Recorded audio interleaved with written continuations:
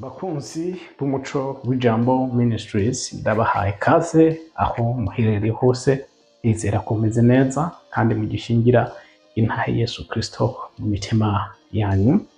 Nimba ari ubwa mbere ubanye natwe mu biganiro byacu, nagira ngo ndagusabe nturengane udakoze sabone kugira ngo nitwashirako ibiganiro bazoze baraguha ubutumwa bukumenyesha ko hari ikiganiro kigezeko, hama nawe urushirize kubana natwe mu biganiro byacu bya misi yose. Mboneraho ushimira umuntu wese adahengeshanya kubana natwe mu biganiro byacu bya buri munsi. Mbonera gushimira umuntu wese afata akanya kumviriza ikiganiro kuva ku ntango mpaka giheze. Mbonera gushimira umuntu afata umwanya agasangiza abandi linki, umuntu apostinga kuri stati yiwe WhatsApp, kuri Facebook ndetse no mu magroupe murimo canke umurongo. Imana yo mwijuru ibahe umugisha. Ibiganiro byacu bishingiye kuri Zaburi 119 ku murongo w'105. Iyi Zaburi ndazi abantu benshi turayizi ku mutwe, ariko ntitubimenye ku mutwe gusa, ahubwo ibe mu mitima yacu, ibe ubuzima bwacu. Yesu nashimwe cyane. Mu minsi mikeya iheze nari nabamenyesheje yuko tugiye kuronswa inyigisho z'urukurikirane. Imana ishimwe, twarazitanguye kandi tuzirimo. Imana ihe umugisha abarimu bacu aho baherereye hose. Yesu nashimwe cyane. Uyu munsi tugiye guhabwa inyigisho z'igice ca kabiri cy'igicapo c'ishengero. Rero nagira ngo ndagusabe ufate agakaramu n'agakaye wandike.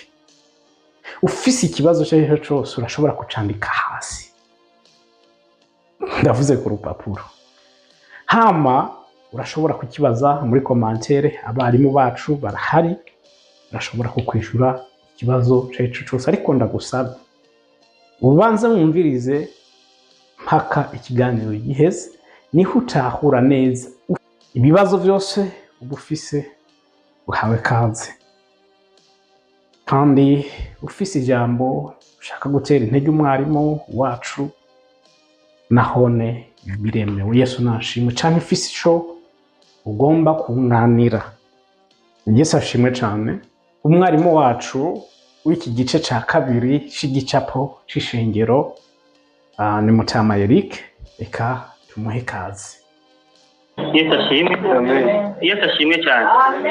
Tubejeje kumva ijambo ryiza, yagerageje gutanga Letitia, yagerageje gutanga ishusho y'ishengero.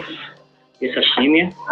Ufite ishengero n'ikintu kigoye kwigisha kandi bisaba umwanya munini kugira ngo abantu bitahure, ariko yagerageje gutanga ishusho y'ishengero. Yesu ashimwe. Okay, nanjye rero ngomba ngendera aho nyene ndamunganire gatoyi, tuganira sinja kure y'ivyo. Ndashaka tuganire inkambe yavuze ati kugira ngo ushobore kuvuka cyangwa uvuke wumva ijwi rya Kristo. Yesu ashimwe. Ivyo ni ukuri. Utumvise ijwi ryiwe ushobora kwizera, ushobora gukizwa. Yesu ashimwe. Rero nagomba ndamwunganire gatoyi nkoresheje ivyanditswe kugira ngo turabe mbega umuntu yumva ijwi rya Kristo gute, mu nzira zimeze gute. Inzira Imana ishobora kuvugana n'umuntu ni inzira nyinshi. Yesu ashimwe. Inzira Yesu ashobora kuvugana n'umuntu akumva ijwi ryiwe ni inzira nyinshi. Haleluya. Sishobora kulimita Imana jewe ngo mvuge ngo nicagiriye. Oya mugabo jewe ngomba mvuge ibyo tubona muri Bibiliya. Haleluya. Ngomba tuganire turabe mbega Yesu avugana n'abantu gute kugira ngo bashike kugakiza, cyangwa bashike kuvuka, babe mwishengero, babe amashami yo kuri cya giti nk'uko yari karatubwira. Yesu ashimwe. Yavuze ibintu byinshi kandi bikomeye, ariko sinza kubisubiramwo. Ko yavuze yuko niyo uri kuri kijya giti uraregwa na Yesu Kristo, hanyuma izinjiro bigahinduka bigahingurwa. Yesu ashimwe. Ivyo byitwa gutungana. Bwana asante. Kuko uwo n'umugambi w'Imana. umugambi w'Imana muri Kristo Yesu ni kugira ngo abantu bose bo kwisi bizera Kristo bumva ubutumwa bwiza bizere, hanyuma maze kwizera bigisha ijambo ry'uko bivuze, hanyuma batungane. Bona Shetani kijya giti cya Shetani ariko aravuga cya kameremere cyama ivyamwa bya Shetani n'ibyaha n'ibindi bibi byose biveho bive mu bantu mu bizera Kristo batungane base na Kristo. Yesu ashimwe. Rero yavuze ibintu bikomeye kandi byinshi, ariko rero nanjye ngomba se n'umwunganira, mbega abantu bumva ijwi rya Kristo gute? Inzira Yesu yategekanije we yavuze kuko simvuze yuko nizo zonyene, ariko ingomba mvuge juste izo yategekanije nizo yavuze wenyine ubwiwe. Yesu ashimwe ko uburyo ushobora kumva ijwi ryiwe. Haleluya. Mvuge nyarutsa. Yesu ashimwe. Haleluya. Ubutumwa bwiza uko bwanditswe na Mariko, turasoma ibyanditswe, sinza gusobanura byose, nzosobanura imirongo imwe ivugenda igaragaza inzira cyane uburyo abantu bashobora kumva ijwi rya Kristo. Haleluya. Turasoma rero ubutumwa bwiza uko bwanditswe na Mariko igice cya 16 umurongo w'9. Yesu amaze kuzuka mu mutwenzi kuwa mbere w'imisi indwi, abanza kwiyereka Maria Magdalene uwo yasenzemo abadayimoni ndwi. Uwo aragenda abibarira ababana nawe, asanga bababaye barira. Nabo bumvise ko ari muzima kandi ko yamwiboneye ntibabyemera. Hanyuma y'ivyo yireka babiri muri bo afise iyindi shusho bagenda baja mu misozi. Nabo nyine baragenda babibwira abasigaye, maze ntibabemerera nabo. Hanyuma yireka bamwe 11 bicaye bariko bararya, abagaye kutizera kwabo no gukomana ku mitima yabo, kuko batemereye abamubonye amaze kuzuka. Arababarira ati, mugende muje mu bihugu byose, mubwire abaremwe bose ubutumwa bwiza. Uwizera akabatizwa azotizwa, ariko utizera azotingwa n'urubanza. Ashimwe. Ijambo nari nkeneye mu bisanzwe naho nasomye byinshi ni riri kuri Kenze rivuga ngo arababarira ati, mugende muje mu bihugu byose, mubwire abaremwe bose ubutumwa bwiza. Uwizera akabatizwa azokizwa, ariko utizera azotindwa n'iki? N'urubanza. Ashimwe. Inzira imwe mu yo Yesu yategekanije kugira ngo abantu bo kwisi, yavuze ngo abantu bose bo mwisi mugende mu mahanga yose, mubwire abaremwe bose. Nukuvuga ntiyigeze akuramo n'umwe, kuko bose bari bakeneye agakiza. Abantu bose bakeneye agakiza kuko bose bakoze ibyaha. Yesu ashimwe. Ngo kuko atatandukanye, bose bakoze ibyaha ntibashikira ubwiza bw'Imana. Yesu ashimwe. Nicyo cyatumye rero Yesu avuga ati, abo bose kuva nk'uko yerekana bivuga kuri Adamu amaze kurya, abakomotse kuri Adamu bose babaye abanyabyaha. Yesu ashimwe. Abanyamubiri bose babaye abanyabyaha, ariko Yesu amaze kuza aritanga ku musaraba nk'uko twumvise, amaze kuzuka ku munsi wa mbere w'imisi indwi. Ni ukuvuga ngo yari yarapfuye arazuka. Yesu ashimwe. Kuguma kwiwe kwabaye kuducungura. Haleluya. Amaze kuzuka rero agenda abwira intumwa ze ati, nimugende mubwire abaremwe bose mu bihugu byose. Yesu ashimwe. Mu by'ubere ni ibintu bikomeye cyane, ni mwibaze ngo ibintu byoroshye. Ofete iyi message ni message ikomeye cyane rero. Inzira imwe mu nzira Imana cyangwa Yesu abwira avugana n'abantu kugira ngo bakizwe ni kubwirwa ubutumwa bwiza. Yesu ashimwe. Iyo uvuze ubutumwa bwiza rero mu butandukanye n'ubutumwa ubwo ari bwo bwose, ikintu cyose umuntu avuga asoma muri Bibiliya ngo ariko aravuga si ubutumwa bwiza, mubyumve neza. Haleluya. Yavuga ngo mugende mubabwire ubutumwa bwiza. Ndaza gutanga uburorero bumwe bw'aho abantu bagiye bavuga ubutumwa bwiza, abantu bakumva ubutumwa ijwi rya Yesu Kristo, bagakizwa, bakizera bagakizwa. Yesu ashimwe. Haleluya. Yavuze ati, umviriza, mugende mubwire abaremwe bose iki? Ubutumwa bwiza. Amajambo yose abantu bavuga si ubutumwa, mubyumve neza. Bibiliya irimo amajambo menshi, ariko yose si ubutumwa bwiza. Ibyo tubyumvikane. Murabizi neza ko hari abantu bagenda bavuga ngo ihane, reka icyaha, reka usambanye, reka kabarego, reka ibyaha byose, sino uzoja muri gutabira tuja muri. Uraza ko babesha. Ni bavuga ukuri. Iyo ariko baravuga ibyo, bavuga ukuri. Umunyabyaha azoja hehe? Muri. None baza ko babesha.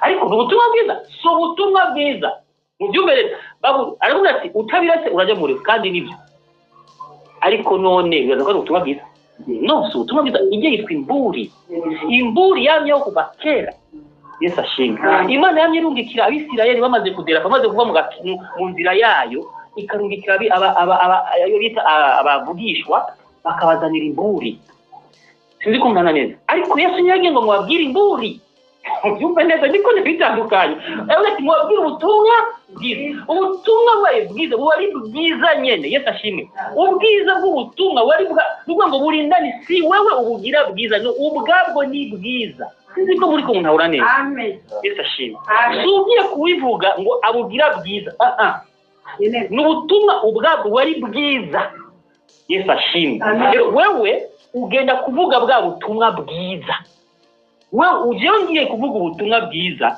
ntacyo ntacyo ndi kugira ngo ubwo butumwe wewe bwiza cyangwa no Yesu ubwiwe yarabwize bwiza genda shinga intahe nkuko yavuze dushingira intahe y'ibyo yakoze Yesu ashimwe ubutumwa bwiza nabwo n'ubuhe nuko Yesu yacunguye abantu bose yo kwisi Yesu ashimwe agatanga ikimaze gikwiriye haleluya Yesu ashimwe hariho yavuze ngo kubwo urukundo Imana yakunze bari mu isi ariho batumye itanga umwana wayo w'ikirego ngo umwizera wese ntazapfira ariko ahubwo ngo ubwo nibwo butumwa bwiza amen haleluya twebwe abavuga butumwa ntacyo duhindura kuri icyo kintu wowe uvuga juste ubwo butumwa bwiza ubuze ibitari ibyo ntuvuze ubutumwa bwiza haleluya rero nibi rero inzira imwe mu nzira Yesu yiyerekera mu bantu n'ukubwiga ubutumwa bwiza ubwo Paulo yarasobanuye ubutumwa bwiza ni iki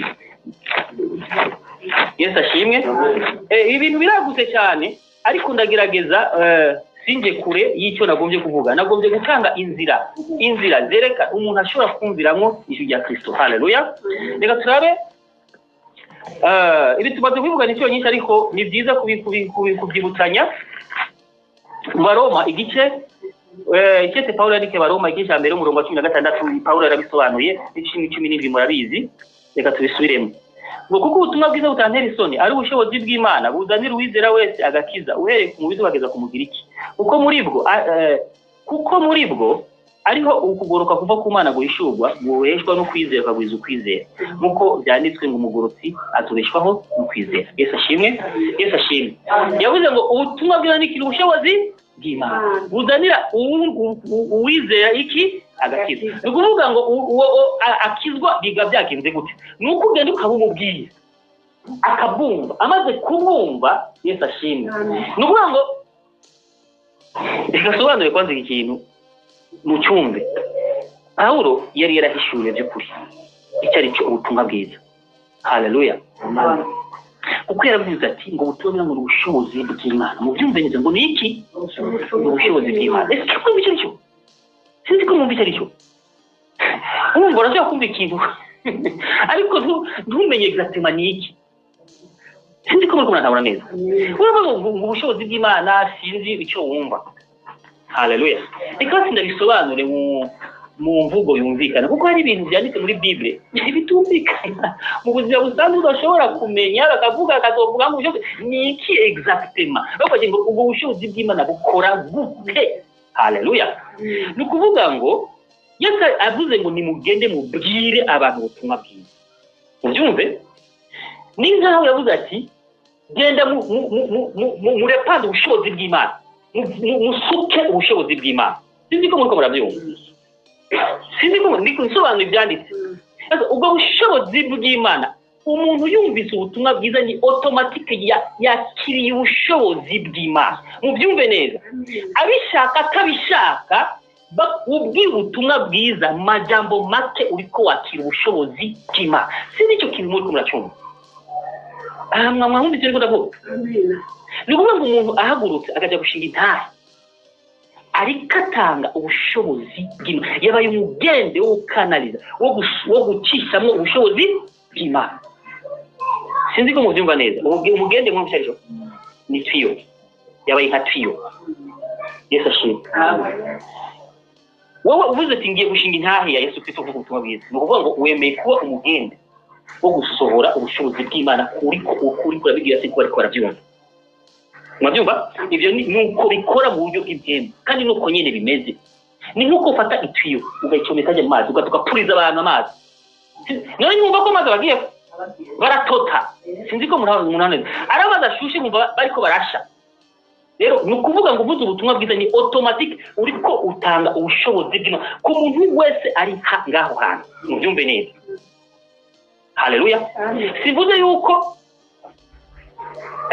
bake babyemera no abatavyemera barumva ko bariko baracumitwa mu mitima ariko abemeye barumva yuko baguwe neza abarabwakira kumva baguwe neza ariko uriko arabyanka aba ariko agwana n'ubushobozi bw'Imana mu mutima wiwe sinzi ko muriko murantabura neza haleluya ni kuvuga ngo uriko urabyumvisha amatwi bakubwiye ubutumwa bwiza uriko wakira ubushobozi bw'Imana ko Pawulo yavuze ngo ubutumwa bwiza n'ubushobozi bw'Imana Yesu ashimwe naho Yesu avugira ni ijambo rya Kristo riko riri gukora kubita riko razibura mu kwezi riko kubita imitima y'abantu bariko bagira iki baravyumva Yesu ashimwe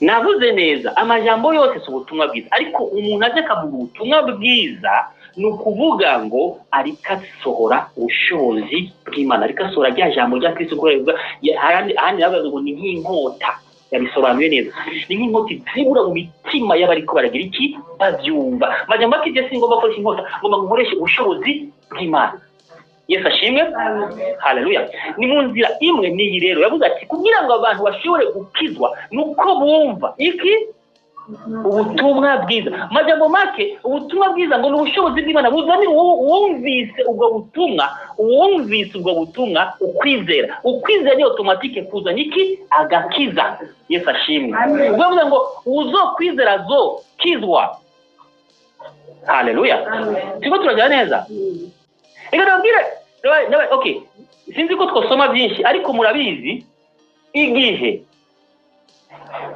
Yesu yavuze ati ni mugende mahanga yose kubera iki yavuze mahanga yose Pawulo navuze ngo kubera yavuze aha naho Pawulo yavuze ngo guhereye ku mubiri kugeza ku mugiriki hari igituma mwe mutari kumure mwebwe twebwe turaba abarundi sivyo ntitushobora kutahura uburemerezi yavuze ngo bagira iki canke abayuda kuko muri Ancien Testament mu misezerano rya kera carazira yuko abanyamahanga babwiga iby'Imana sinzi ko mubizi uko Imana yarayabisirayeli gusa Imana yarababujije ko badakwiye no kuvugana n'abanyamahanga nibo abantu batarabisira byumve neza abisirayeli bari babita carazira kikaziririzwa ko abanyamahanga baza kumenya amabanga y'Imana y'abisirayeli babyumva ariko Yesu amaze kuza amaze gucungura abantu bose bo kwisi nitwa bwo gucungurwa ni kigwa kinini cyane ariko abenshi murakizi Yesu ashimwe abantu bose bo kwisi amaze kubacungura ati ni mugende mu bahanga yose abantu bose barakenera agakiza sabisi yari gusa bose sinzi ko umuntu ahura neza rero Imana mubarabwire inkuru yaho Yesu yagendeye umunyamahanga yitwa Koruneliyo iyo nkuru murayizi Yesu ashimwe Koruneliyo uri kurumva amakuru yiwe yari amakuru akomeye cyane adasanzwe yari afise ukwizera guhabwa gusumba n'uko abisirayeli niba mubyumva uri kurabyumva ngaha ngo ari umuntu mwiza w'imico myiza yubaha Imana yasenga Imana y'abisirayeli ari umunyamahanga sinzi ngene byagenze bishikaho asenga Imana y'abisirayeli ari umunyamahanga ni byari bigoye cyane kuba uri umunyamahanga wategeza gusenga Imana yiwanyu buri gihugu cyose cyasenga Imana y'igihugu cyabo ifamiye yasenga Imana yo muri famiye yabo abisirayeli bari bafite ihanga rimwe bari abantu bizera Imana uhoraho basenga uhoraho abandi basengera Imana Imana byabo ariko uyu munyamahanga Koruneliyo n'umutaliyano yari umusoda kandi yasenga uhoraho Imana y'abisirayeli Yesu ashimwe sinzi ko mugabo ntabona neza bariko baravuga imico yiwe yari myiza cyane mugabo icyo yarabuze ntiyari bwumva iki ubutumwa bwiza amajambo make nkorenje ijambo yakoresheje ntiyari bwumva ijambo rya Kristo haleluya asa byagenze gute je nasanze ari ibintu bikaze cyane Imana yabaje kumubukira umumarayika umumarayika araza ntiyamubwiye ubutumwa bwiza ntiyamubwiye ibya kabisa naratangaye ambwira ati tuma ko yomuze Petero. Petero amurangira Petero aho yaraje. Umumarayika mubyumve neza. Umumarayika yaraje araza mu gatumviriza rero. Ugusenga kwa kumvikanye antuka vraiment wemewe imbere y'Imana. Mugabo nturemerwa neza frère. Muraba umwana w'Imana kuko utarumva iki ijambo rya Kristo n'ubutumwa bwiza nko kweka aravuga. Yesu ashimwe. Tumako uwitwa Petero asembere na Mariko undi Simoni hafi ikiyaga aramugerekereza nkuko byanditse yarayinwe yaramubwira Yopa aramubwira ati hafi ikiyaga inzu yo kwa mucyo sinda niko turabikora yarabyibagiye gitoya cyari ndimo twabisoma. Yesu ashimwe. Ariko yaramuhaye adresse nziza mubyumve neza atobosho gashobora kwihenda. Cornelio atarungika abantu biwe aho hantu adresse yarizwe. Yesu ashimwe. Imana nayo itegira Petero igenda umubwira ubutumwa. Cette fois takine kumvija mu gihe ya Kristo kugira ngo ayumve rica muri wewe umubwira ubutumwa bwiza naho tuzakuvuganira. Haleluya. Nuko Yesu yavuga ati nimugende mubabwire. Nawe yatumye. Sinzi ko muri ko bana neza. Nimugende mubabwire. Nawe ati gende umubwire rero. Petero aragira resistance gato kubera mu mico y'Abisirayeli ntibavuga n'abanyamahanga. Ariko yari yibagiye ko Yesu yamubwiye ati nimugende mubwire abanyamahanga. Sinzi ko ndabura neza. Yarase. Ariko yibagiye ati none wewe Imana iramwibutsa ati none wewe ntiwibuka yuko yababwiye ati mugende mubwire abantu bose n'abanyamahanga barakene kuvuga bwiza. Yesu ashimwe. Amen. Kuko Petero aragenda. Ashitse atangura kubashingira intahe ababwira ubutumwa bwiza bw'ibya Kristo. Yesu ashimwe. Urazi cyabana. Uzi cyabana. Ni mpemu yera yamanutse. Amen. Nako turashya neza. Amen. Aho Petero ntigize abasenge. Ya jambo bwa bushobozi ariko ndavuga. Yesu ashimwe. Bwa butumwa bwiza ko ari ubushobozi bw'Imana. Bumanukira bariko barabwumva. Amen. Yesu ashimwe. Patanga vuba mu ndimi. Amen. Kubera iki baravyumvise barizera. Haleluya. Amen. Cornelio yari yatumiye n'abagenzi biwe. Yavuze ati jewe vraiment ngoma ndababwira ikintu gitangaje cyane Imana yangendeye. Ati rero kungira ndo nk'umukozi w'Imana aza kumbwira ibintu biraho nimuze mwumvirize iby'Imana agomba kutubwira. Yesu ashimwe. Bazi yari umutegetsi azana abantu batari bake abategetsi abaciye bugufi sinda bitsinze abaje mugabo bari inshuti zo ku mutima abari ngaho bose la majorité bari abanyamahanga mu byumve neza. Bari Abisirayeli benshi bari abanyamahanga. Petero atangiye gushinga intatangiye kuvuga ubutumwa bwiza atangiye kuba umuringoti wo gusura bwa bushobozi bw'Imana byazwi bya Kristo yinjira mu ariko barabyumva Imana bagira ukwizera nk'ibyo yaracaraza abarukiramo batangura kuvuga mu ndimi. Yesu ashimwe. Petero arumvigwa aratangara ati ndata ngaye. Yesu ashimwe. Niho menya yuko Imana idatoranya kubutura. Nubwo ngo ntitoranya biteye gusa nawe toranya no uwumvise wese akizera aragira iki araronka agakiza. Yesu ashimwe. Haleluya. Ariko nderekana uburyo ijwi ry'Imana nk'uko ariko arabivuga rishobora gushikira abantu bakizera bagakizwa bakaja gutigwa kuri cya giti bakaja mu ishengero nk'uko ariko bisobanura. Yesu ashimwe. Haleluya. Amen. Ni munze ubutumwa bwiza. Rero abantu benshi bataye ubutumwa bwiza bwaratakaye. Abo ntibakivuga ubutumwa. Sinzi ibintu bavuga. Bamwe bavuga amadoktrine y'amadini yabo. Abandi bavuga inyigisho ntaziyo bazize ariko si ubutumwa bwiza. Ni nacyo gituma abantu batari kubaronka iki agakiza kuko nta bushobozi bari kubarahabwa. Haleluya. Yesu ashimwe. Amen. Reka dusome ngaha muri Yohana ngomba gusa n'ushinga intahe yiri jambo nyene ko dusome muri Yohana igice cya 17 umurongo wa 20 soma umurongo mike cyane 20 reka dusome. Sinsabira aba gusa ariko ndasabira naho bazonyizera ndasabira nawe bazonyizera kubw'ijambo ryaba. Haleluya. Kugira ngo bose babe umwe nk'uko wewe data uri muri jewe nanjye nkaba muri wewe, ngo bose aba ariko baba muri twebwe, w'isi yizere ko ari wantu Yesu ashimwe. Yesu ariko asabira abizera, yariko asabira bari ngaho, sibyo? Ariko arabitomora aravuga saba gusa ndiko ndasabira, ariko ndiko ndasabira n'abazokwizera kubw'ijambo ryabo. Ni ukuvuga ngo zirya ntumwa zategezwa kujya kuvuga rya jambo rya Kristo, rikavuga ubutumwa bwiza kugira ngo abazozibona nabo bizere. Yesu ashimwe. Sinzi ko bikubona ni kimwe mu nzira imwe Yesu yateguye kugira ngo abantu bashobore kugira iki, kwizera bakizwe, kugira ngo tube ishengero. Nuko umuntu yumva ubutumwa bwiza akizera akagira iki, agakizwa. Yesu ashimwe. Haleluya.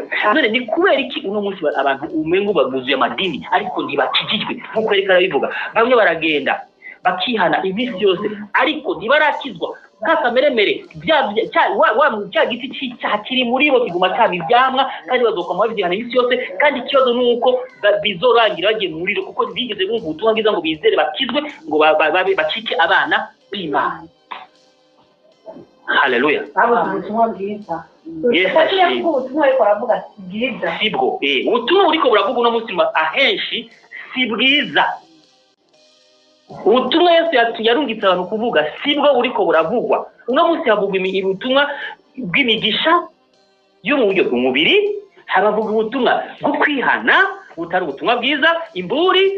Yemwe mw'abantu ntabyo novuga ngo nteze amadoktrine madini aruzi sinobivuga ngo ndabigize. Amen. Ariko nagomba ndababwire yuko ubutumwa bwiza n'ubushobozi bw'Imana kuvuga ngo ubwabwo burihagije.